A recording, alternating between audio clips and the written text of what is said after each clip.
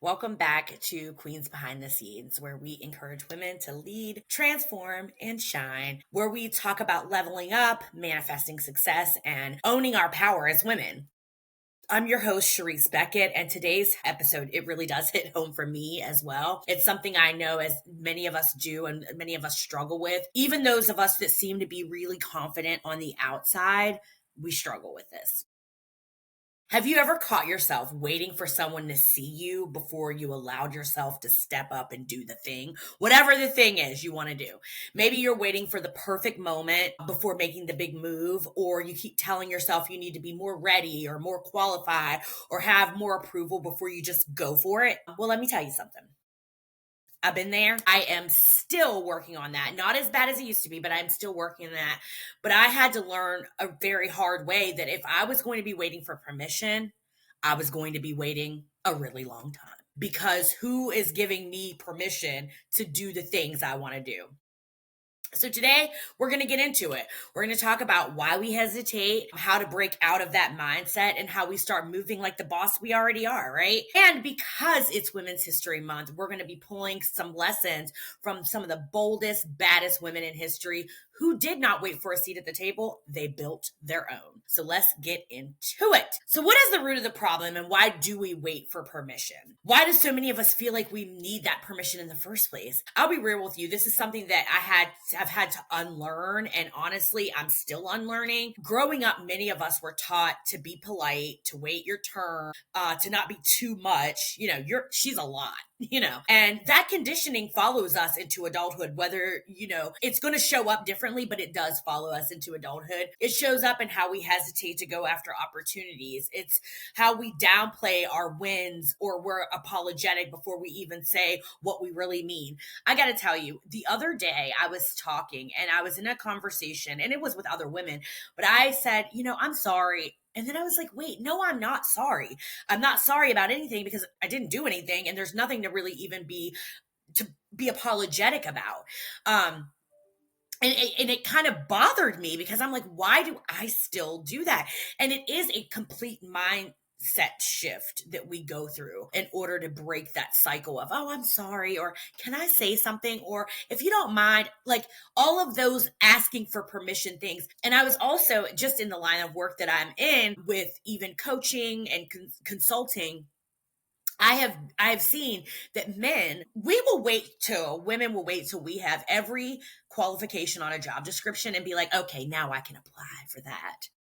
Men are like, I got two of these things. I'm going to throw my hat in the ring. And there's no permission needed for them to do these things. So I just want us to kind of change the way we're thinking. And let's be clear, society reinforces this too. Like women, especially women of color, I've said this before, we are often told to stay in our place or our lane in professional and personal spaces. We see it when we're overlooked for leadership roles. We see it when we have to work twice as hard to be taken seriously. And if we're not careful, we start believing that we should wait for the permission, right?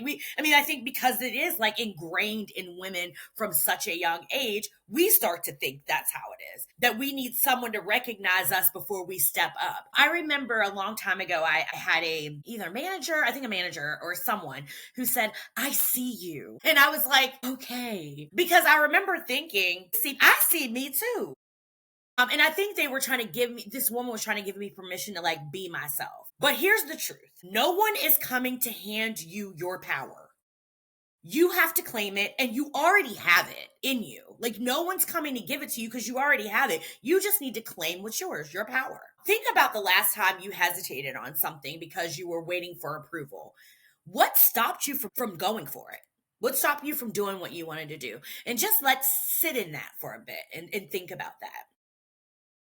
Since it is Women's History Month, I wanted to take a moment to highlight some powerful women who did not wait for permission. These women made history, not because someone gave them the green light, but because they decided they were going to create their own lane, or because they were put in a position or a situation where they had to be like, you know what, I got to step into this power right now because, I either feel like it's getting taken away from me or people are sleeping on me and I need to step into my power. So I'm going to give a couple examples of women and just kind of lessons to take from some of their stories. And I'm not going to go through all the stories, but I'm going to go through like a tiny bit. So Madam C.J. Walker, the first self-made female millionaire.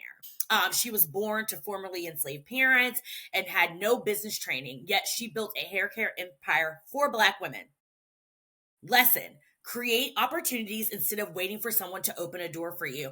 And I will tell you, one of the things that I wanted to do when creating my podcast was exactly that. I wanted to shift the way that I thought that I needed to grow.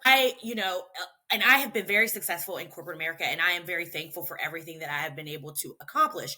But one of those things that I had noticed myself doing is waiting for somebody else to give me the power to do things that I knew I could do. And so instead of like waiting for them, I was like, you know what? I'm going to create my own lane. I'm going to create this brand and this podcast and personal success coaching, and I'm going to do a retreat, and I'm going to do all these things. And I'm doing it. I mean, yes, I'm in early stages, but I'm doing those things instead of waiting for somebody over here to be like, you're good enough to get these $2 extra or whatever it is. I have tried to start doing that myself. Let's go into Shirley Chisholm, first Black woman in Congress. When she was told politics wasn't a place for her, she famously said, if they don't give you a seat at the table, bring a folding chair.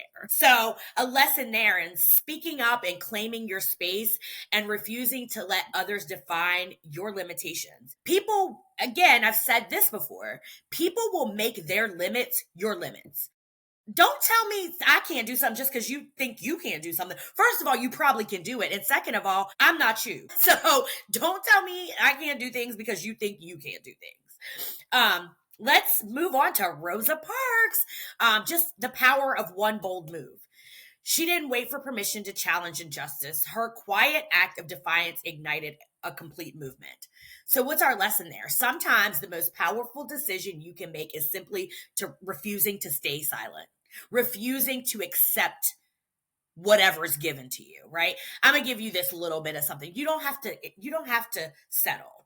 And you don't have to stay silent.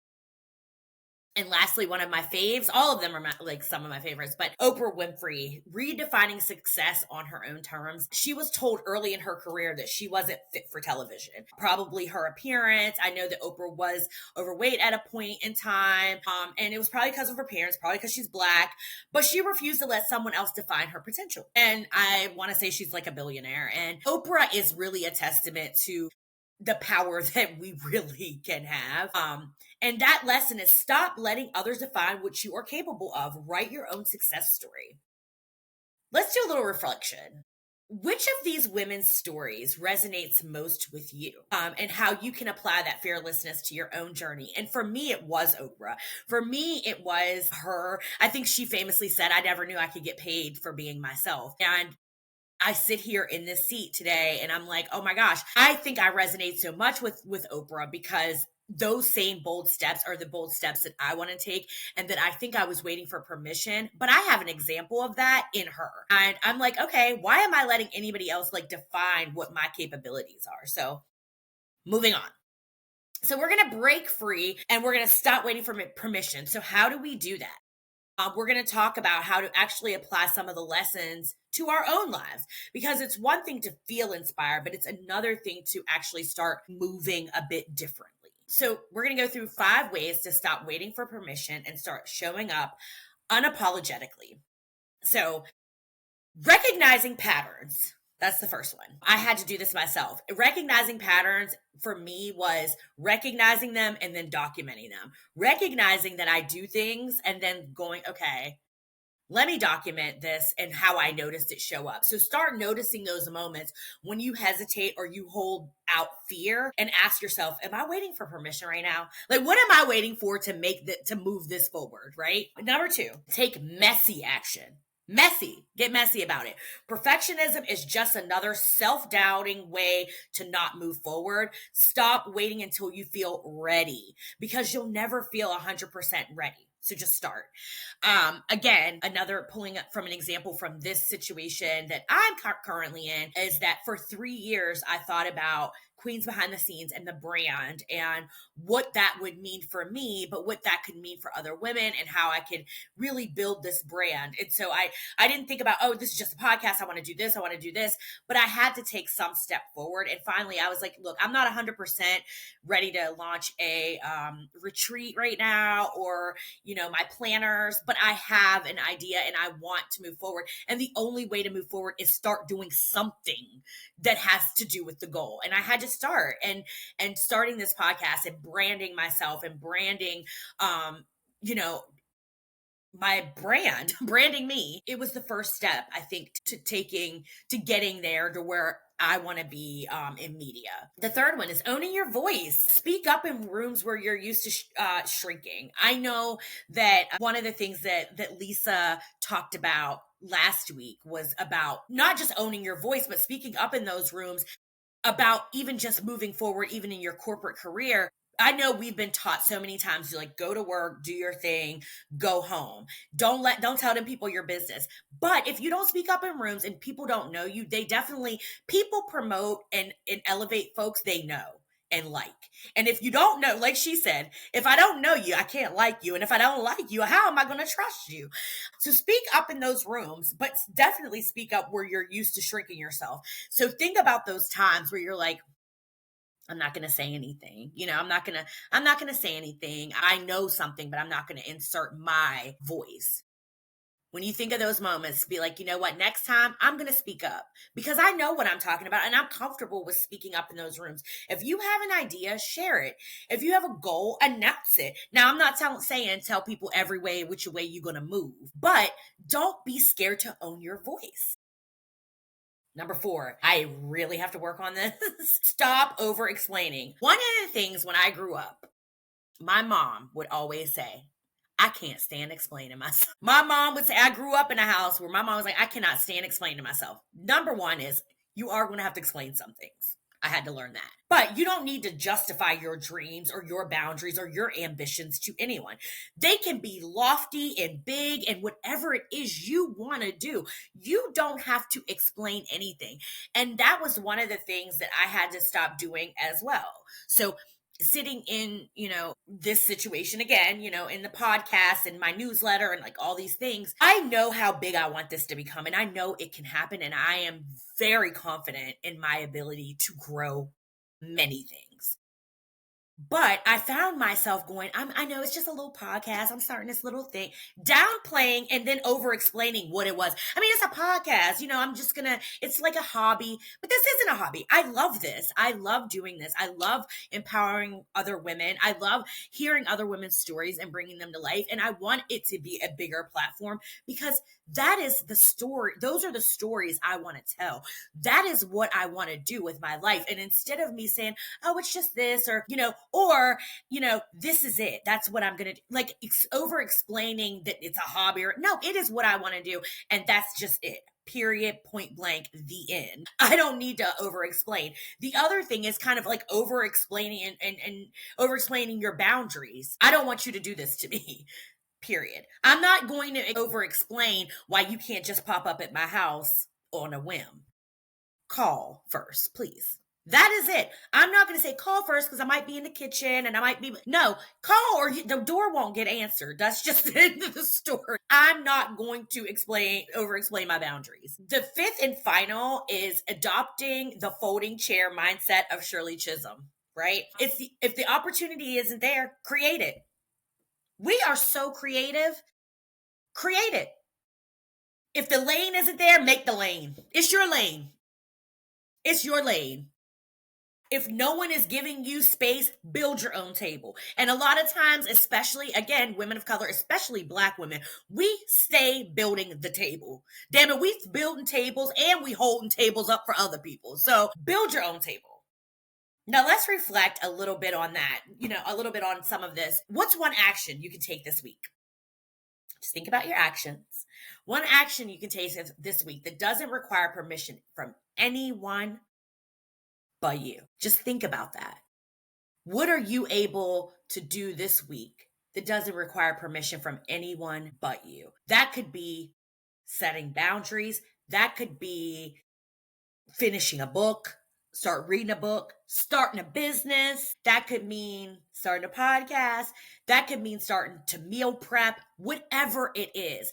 Think about something action you want to take, and it doesn't require any permission but from the person yourself. And think about that. Think about that. So I'm going to go through those steps one more time just so we're all aligned. We want to recognize the patterns. We want to take messy action. You'll never hear me say messy in anything other than the action. You want to own your voice. You want to stop over explaining, and you want to adopt Shirley Chisholm's the folding chair mindset. We bring in it. We bring in the folding chair. We bring in the table. We bring in it all. And those are the steps. And then we own our power. Here's the truth. No one is going to hand you permission to be great. You have to decide right now that you are enough, that you are ready, and that you don't need anyone else's approval to step into your power. It is your power. And we are so very powerful when we put our mind to, you know what, I'm going to become and believe and be who I want to be. The women that have changed history didn't wait for a green light. They became the green light. And now it's your turn. I want you to tag me on social media and tell me what's one bold move you're going to take this month without waiting for permission. It would be great if you would subscribe and share this episode and keep showing up as the powerful women you are. Until next time, keep thriving and being the queen that you are.